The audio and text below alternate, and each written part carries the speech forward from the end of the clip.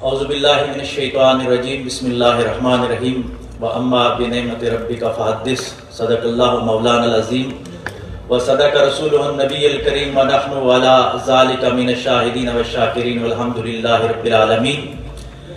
تمام تعریفیں اس پاک ذات کے لیے جو جہانوں کا رب ہے، اور کروڑوں درود کروڑوں سلام آمنہ کے لال جناب محمد مصطفیٰ صلی اللہ علیہ وآلہ وسلم کی ذات والا صفات پہ جو وجہ تخلیق کائنات ہیں، اور خراج تحسین و اولیاء امت کے لیے کہ جن کی شب و روز محنتوں اور کاوشوں کی وجہ سے حضور علیہ السلام کا لایا ہوا وہ دین متین بہین ہی ہم تک پہنچا۔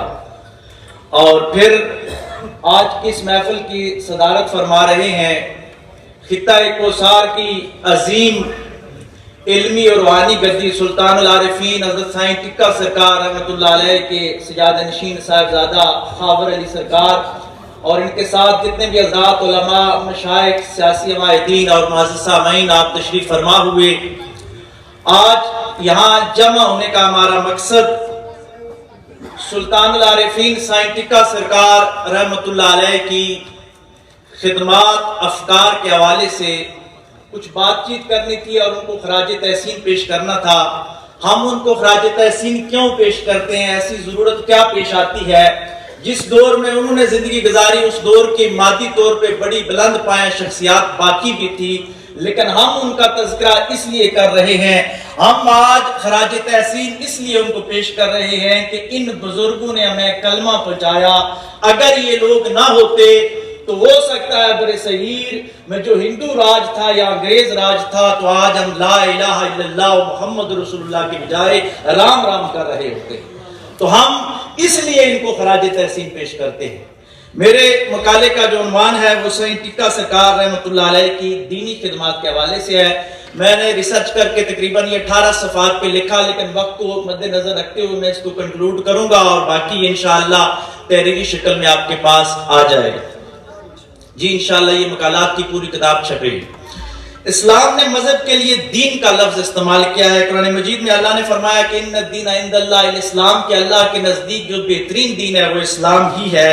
یاد رکھیے گا مذہب اور دین کے اندر بڑا فرق ہوتا ہے۔ دین یہ ہے کہ جو انسان کی زندگی کے جتنے بھی پہلو ان کو ٹچ کیا جاتا ہے۔ بعض لوگ مذہب کو صرف رسوم و رواج کا نام دیتے ہیں، لیکن صوفیاء نے مذہبی خدمات سے زیادہ دینی خدمات کی ہے کہ زندگی کے ہر شعبے کو انہوں نے ٹچ کیا۔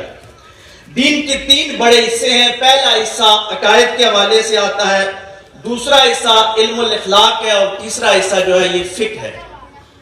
صوفیاء نے سب سے زیادہ جو خدمات کی، یہ پہلا حصہ جو ہے علم الاخلاق ہے۔ یہ ان کی اخلاقی طاقت تھی جس کی وجہ سے یہ دین کو سفینوں سے نکال کر سینوں کے اندر لے آئے۔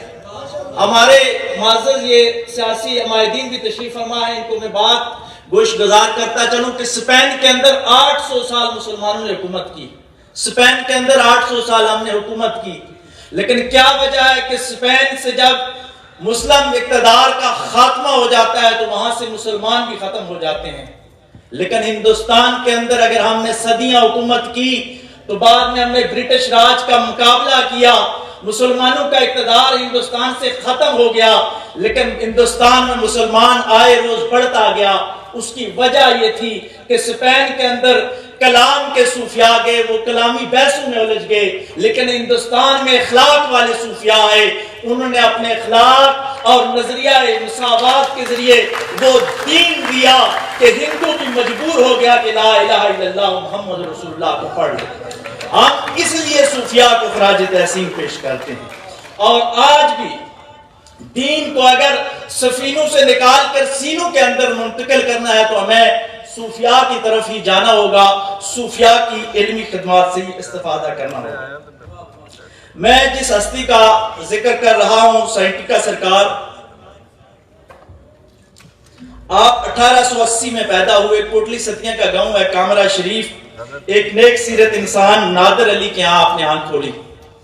سوچئے گا یہ وہ وقت ہے 1880 جب ہمارے برِ صغیر میں برٹش راج پوری طرح لاگو ہو چکا تھا، یعنی ہم غلامی کے اندر جا چکے تھے، اور دین اسلام پھیلنے کے دو رخ ہوتے ہیں۔ افسوس یہ ہوا کہ ہم سمجھنے سے تھوڑی سی ہم سے غلطی ہو گئی، دین کی تشریعات جو لیجسلیشن ہے اس کے حوالے سے ہمارے اندر کچھ کمیاں آ گئی کہ ایک مکی دور ہوتا ہے، ایک مدنی دور ہوتا ہے۔ مکی دور وہ ہوتا ہے جب آپ اقتدار میں نہیں ہوتے، اس وقت میں آپ نے دین کا کام کیسے کرنا ہے، اور مدنی دور وہ ہوتا ہے جو اقتدار کا دور ہوتا ہے، جب آپ کے پاس ریاست آ جاتی ہے پھر دین کا کام کیسے کرنا ہے۔ تو سینٹیکا سرکار نے جو دور پایا وہ مکی دور سے مماثلت رکھتا تھا۔ کیوں؟ کہ ہمارے پاس اقتدار نہیں تھا، صرف اقدار تھا۔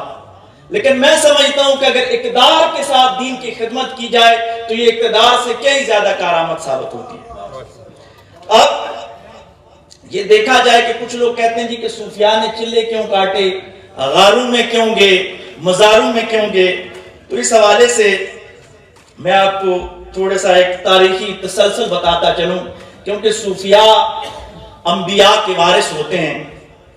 آپ اگر تاریخ پہ نظر دوڑائیں تو ابراہیم علیہ السلام نے آزر کے نظام کو چیلنج کیا، اس کے بتوں کو تار تار کر دیا۔ موسیٰ علیہ السلام نے فرعون کے جادوگروں کو خاک چاٹنے پر مجبور کر دیا۔ اسی لیے ہمارے امام ابو حنیفہ کہتے ہیں کہ جادو کرنا تو حرام ہے لیکن جادو سیکھنا جائز ہے، کیونکہ آپ کے پاس علم ہی نہیں ہوگا تو ہم مقابلہ کیسے کرو گے۔ آج کے دور کے صوفیاء کو جدید سائنس اور ٹیکنالوجی کا علم حاصل کرنا چاہیے، جس طرح اس دور کے صوفیاء نے یہاں ہندو جوگی ازم کا خاتمہ کرنے کے لیے غاروں کے اندر وہ ریاضت کی کہ توحید کو ان کے سینوں کے اندر منتقل کر دیا۔ عیسیٰ علیہ السلام کے دور میں یونانی حکمت کا بڑا رواج تھا۔ عیسیٰ علیہ السلام نے مردے زندہ کر کے یونانی حکمت کے فلسفے کو مات دی اور وہاں توحید کی شمع جلا دی۔ محمد مصطفیٰ صلی اللہ علیہ وآلہ وسلم وہ اسلامی فلاحی ریاست کے تسلسل کے لیے 18 سالہ اسامہ کا لشکر بھیجتے ہیں، کیونکہ ان کو معلوم ہے کہ اب استقامت کی ضرورت ہے۔ حضرت عمر آتے ہیں، ایران کی سپر پاور کو پاش پاش کر کے رکھ دیتے ہیں۔ وہ کیا وجہ تھی؟ جب ایران میں حضرت عمر کا جو ایلچی ہے وہ آتا ہے تو ایرانیوں نے سرخ قالین بچھایا کہ یہ جو گدی نشین خاک نشین لوگ ہیں ہو سکتا ہے مادیت سے مرغوب ہو جائیں۔ عرب میں سرخ قالین نہیں ہوتے، اس کے میلوں کا فاصلہ سرخ قالین بچھا دی جائے تاکہ جب یہ آئے تو یہ مرغوب ہو جائے۔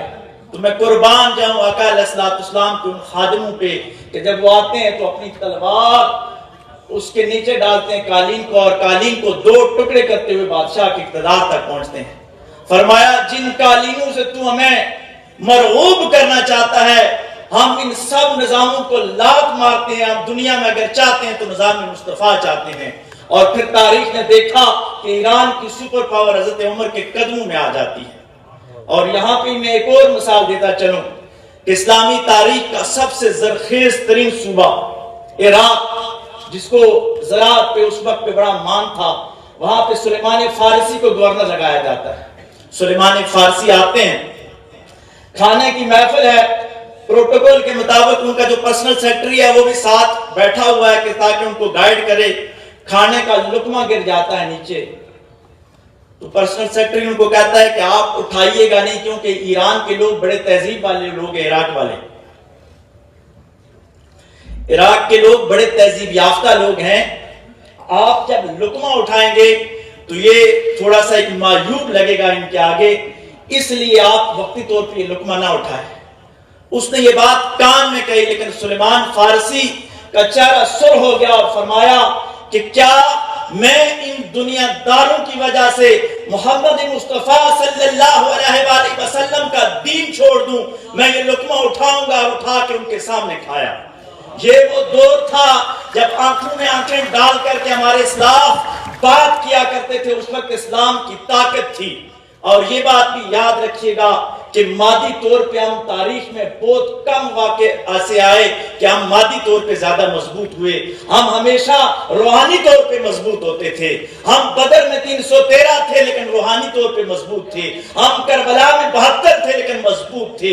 محمد بن قاسم آتا ہے چند 100 کی افواج لے کے آتا ہے لیکن روحانی طور پہ مضبوط لوگ تھے۔ میں اس موقع سے فائدہ اٹھاتے ہوئے اپنے سیاسی عمائدین سے گزارش کروں گا کہ یہ جتنے بھی خانقاہ ہیں، 2 یونیورسٹیاں تو ہماری کم از کم، بری امام سرکار رحمۃ اللہ علیہ کا ذکر ہوا، اور یہ جو سلسلہ ہے انہی کا ہے، یہ اسلام آباد کے اندر ہے اور وقاف کے اندر ہے، اور حکومت کے لیے کوئی بڑی وجہ نہیں ہے اگر یہاں پہ ایک یونیورسٹی بنا دی جائے، صرف دربار کا ہی خرچہ اور اسپرچولی وہاں پہ یہ تعلیمات دی جا سکتی۔ میں اپنا پی ایچ ڈی کا تھیسس کر رہا تھا، میرا سبجیکٹ ہے صوفیزم پہ، میں نے پی ایچ ڈی کیا ہے۔ میں نے دنیا کی یونیورسٹیوں پہ ریسرچ کیا تو مغرب میں 100 سے زائد یونیورسٹیوں میں صرف صوفیزم کی تعلیم دی جاتی ہے، اور پاکستان میں ایک یونیورسٹی بھی ابھی ایسی نہیں ہے جو اسپیشلائزیشن کروائے صرف صوفیزم پہ۔ ہم اسلامک اسٹڈیز کا یہ پارٹ کے طور پہ جو یونیورسٹیاں چلا رہی ہیں وہ چلا رہی ہیں۔ تو میں سائنٹیکا سرکار کے فیضان نظر کو سامنے رکھتے ہوئے میں سمجھتا ہوں کہ ہماری کوسار یونیورسٹی ہو یا برامام ہو، یہاں پہ اگر تصوف کے شعبہ جات قائم کر دیے جائیں تو میں سمجھتا ہوں کہ ہماری آنے والی نسلوں پہ بڑا احسان ہوگا۔ میں دوسری طرف نکل گیا، بات کو آگے لے کے چلتا ہوں۔ قادری سلسلہ، سلطان العارفین سائنٹیکا سرکار قادری سلسلے سے تعلق رکھتے تھے۔ یہ قادری سلسلے کو یہ وصف حاصل ہے کہ یہ حضرت حسن المجتبی رضی اللہ تعالیٰ عنہ کا سلسلہ ہے، اور حضرت حسن نے اپنی ظاہری خلافت اسلام کے وسیع تر مفاد کی خاطر اور امت کے وسیع تر مفاد کی خاطر قربان کر دی، تو اللہ تبارک و تعالیٰ نے ان کو یہ وصف عطا فرمایا کہ آپ کی روحانی نسل میں شیخ عبد القادر جیلانی رحمۃ اللہ علیہ کو پیدا کر دیا کہ قیامت تک باطنی خلافت آپ کی نسل میں رکھ دی گئی۔ یہ وہ قادری سلسلہ ہے۔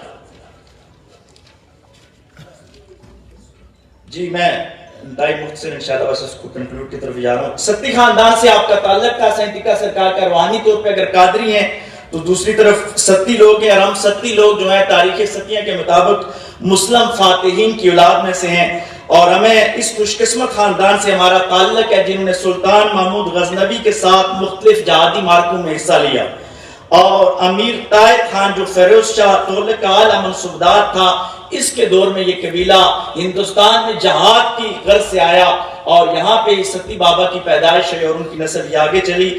تو گویا یہ بات بھی تاریخی طور پہ ریکارڈ پہ ہے کہ یہ مسلم فاتحین ہیں، اور یہ جدی پشتی مسلمان ہی تھے، نسبی طور پہ بھی اور روحانی طور پہ بھی۔ آپ کی جو اسپرچول اٹیچمنٹ ہے روحانی طور پہ اس طرف کس طرح ہوئے کہ سلسلہ سہروردیہ کے عظیم بزرگ شیخ سعدی رحمۃ اللہ علیہ کی گلستان پڑھی آپ نے، پنڈی اوجڑی کے اپنی خالہ کے ہاں رہتے ہوئے، اس کلام کا اتنا اثر ہوا کہ آپ نے اسی وقت اپنی کتابیں چھوڑی اور ایک مجذوب کی تلاش میں چل پڑے، اور پھر وہ واقعہ جس طرح فرزند صاحب نے بیان کیا کہ میران جدی علی سرکار کے پاس گئے، اور اثر ہوا کہ آپ نے اسی وقت اپنی کتابیں چھوڑی اور ایک مجذوب کی تلاش میں چل پڑے، اور پھر وہ واقعہ جس طرح فرزند صاحب نے بیان کیا کہ میران جدی علی سرکار کے پاس گئے اور وہاں جا کر انہوں نے وہ تعلیم حاصل کی، لیکن جذب غالب تھا۔ سائنٹیکا صاحب نے کہا کہ میں دین کی خدمت کرنا چاہتا ہوں، دین کی طرف آنا چاہتا ہوں، تو آپ نے فرمایا کہ برامام چلے جاؤ، وہاں شریعت کا آپ کو کوئی عالم ملے گا، وہاں سید ایک ملتے ہیں، ان سے بیعت ہوتے ہیں، اور پھر کامرہ میں جا کے خانقاہ بناتے ہیں۔ میں مختصر بات کرتا ہوں کہ خانقاہ بنانے کی کیوں ضرورت پیش آئی۔ یہ ایک بہت بڑا سوال ہے ہمارے پاس کہ جب مسجد موجود ہے تو پھر خانقاہ کی کیا ضرورت ہے، یہ کوسچن ہے، اور ہر صوفی نے پہلے خانقاہ بنائی بعد میں مسجد بنائی۔ اس حوالے سے میں تھوڑا سا میں ان کی فوج والی زندگی کو چھوڑ رہا ہوں، واقعہ ایک آگے بیان کر دوں گا۔ اسلامی تاریخ میں مسجد تو پہلے موجود تھی، حضرت ابو بکر صدیق رضی اللہ تعالیٰ عنہ کے اسلام آنے سے قبل بھی، حضور علیہ السلام کے دور میں بھی جو بیت اللہ تھا یہ اللہ کا گھر تھا، لیکن اللہ کا گھر جو ہوتا ہے وہ اس وقت کفار کے نرغے میں تھا، اور آقا علیہ السلام نے اسے کہ مد مقابل پہلے اللہ کا گھر کوئی اور نہیں بنایا، کیونکہ مدعا اور مقصد یہ تھا کہ اسی گھر کو ہم نے پاک صاف کرنا ہے۔ اس سے پہلے چند خانقاہیں بنائیں، یعنی اسلامی تاریخ میں پہلے خانقاہ بنی بعد میں مسجد بنی۔ حضرت ابو بکر کا یہ مسلمانوں کی پہلی خانقاہ تھی۔ بخاری کی یہ حدیث بیان کر رہا ہوں حوالے کے طور پہ، آپ اس کو لے سکتے ہیں، اس میں لکھی ہوئی ہے۔ دار ارقم دوسری مسلمانوں کی بڑی خانقاہ تھی، یہاں مسلمان بیٹھ کے مشورے کیا کرتے تھے، کعبے کے اندر پابندی تھی، وہاں نہیں جا سکتے تھے، اور دار ارقم کی تاریخ آپ سب مجھ سے زیادہ شاید بہتر جانتے ہوں گے، اس مقالے میں آ جائے گی۔ دار ارقم کے بعد اسلام کی جو بڑی خانقاہ اور اس سلسلے کے حوالے سے بھی بڑی برکتوں کے عمل ہے شب ابی طالب. کتنے سال میرے آقا علیہ السلام اس خانقاہ کے اندر چلا نشین ہوئے. کیا ہمارے صوفیاء نے حق ادا نہیں کر دیا کہ غاروں کے اندر کئی سال تک بیٹھے رہے؟ کیونکہ باہر سلطنتوں پہ کسی اور کا راج تھا، لیکن غاروں کے اندر وہ یار کے ساتھ محو تھے، اللہ کی یاد میں مستغرق رہتے تھے. یہ شب ابی طالب بھی مسلمانوں کی خانقاہ. میں اگر اس کو مزید بیان کروں تو کچھ خانقاہیں اور بھی ہیں، لیکن وقت بہت زیادہ گزر جائے گا، اس لیے میں مزید اس کو مختصر کرتا ہوں. اب ایک اور سوال ہے کہ سائیں ٹکا صاحب نے فوج میں ملازمت کی. ہمارا جو علاقہ ہے وہ زرعی علاقہ نہیں ہے. اس وقت بھی اور اب بھی زیادہ تر لوگ فوج کی طرف ہی جاتے ہیں. انگریز کے دور میں صوبیدار زیادہ تھے اور آج کل کمیشن افسروں کی طرف زیادہ رجحان ہے. ہونا بھی چاہیے. ہم پہ ایک بہت بڑا الزام بھی لگتا ہے کہ آپ لوگ انگریز کے ساتھ تھے، وفادار تھے. بہرحال میں اس چیز پہ نہیں آتا، کسی پھر موقع پہ ریسرچ بیان کریں گے. لیکن سائیں ٹکا سرکار نے فوج میں کیوں گئے؟ آپ فوج میں تقریباً 18 سال تک رہے. غالباً میں نے لکھا ہے، ابھی اس کو جا نہیں سکا. 13 سال وہاں پہ فوجی ملازمت اس لیے کی کہ وہ ایک بات بتانا چاہ رہے تھے. جب پہلی جنگ عظیم شروع ہوتی ہے تو اس پہلی جنگ عظیم کے اندر ترکی جو تھا وہ جرمنی کا حلیف تھا، اور ہماری جو برطانیہ تھی یہ مسلمانوں کے اگینسٹ جا رہی تھی.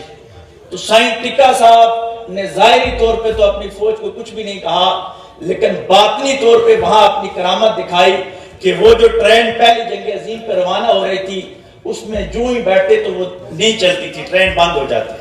ایک دفعہ، 2 دفعہ، 3 دفعہ، چوتھی دفعہ ہمارے علاقے کے صوبیدار حکمدار ستی صاحب ہیں، ان کی یہ صدری روایت میں نے ریسرچ کر کے لی ہے. وہ کہتے ہیں کہ میں جانتا تھا کہ یہ جو ٹکا ہے یہ دن کو فوج میں جاب کرتا ہے، رات کو عبادت میں مستغرق رہتا ہے. میں نے کہا کہ یہ کوئی راز ہے. انگریز افسر کو کہا کہ آپ اس ٹکے کو اتاریے تو ٹرین چل پڑے گی. انگریزوں نے جب اتارا تو ٹرین چل پڑی.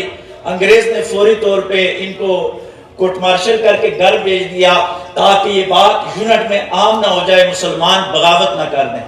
تو جابر حکمران کے سامنے کلمہ حق کہنا بہترین جہاد ہے، اور یہ جہاد انہوں نے اپنی روحانی کرامت کے طور پہ ادا کیا، کیونکہ یہ سمجھتے تھے کہ پہلی جنگ عظیم میں مسلمانوں کا جو خون ہے یہ رائگاں جائے گا، اس لیے ہم اس جنگ میں شامل نہیں ہوتے. اس وجہ سے وہ اس جنگ میں گئے تھے، اس لیے وہ فوج میں گئے تھے کہ وہ فوج میں گئے. تو آج ہمیں تاریخ بتاتی ہے کہ ہمارے صوفیاء کس طرح بتایا کرتے تھے کہ کون سی جنگ جہاد ہے اور کون سی جنگ جو ہے وہ فساد ہے. مساجد کی طرف آتے ہیں. ہمارے علاقے میں جو انہوں نے قائم کی مری 2 مرکز ہیں ہمارے بڑے. ایک خطہ کوثار مری آتا ہے اور دوسرا نڑ آتا ہے. اس کے درمیان ہی ہماری ساری یہ ویلی ہے. مری کے اندر سائیں ٹکا سرکار کے خلیفہ ہیں سائیں رجب علی سرکار، اور سائیں رجب علی گلگت سے آئے، کامرا شریف میں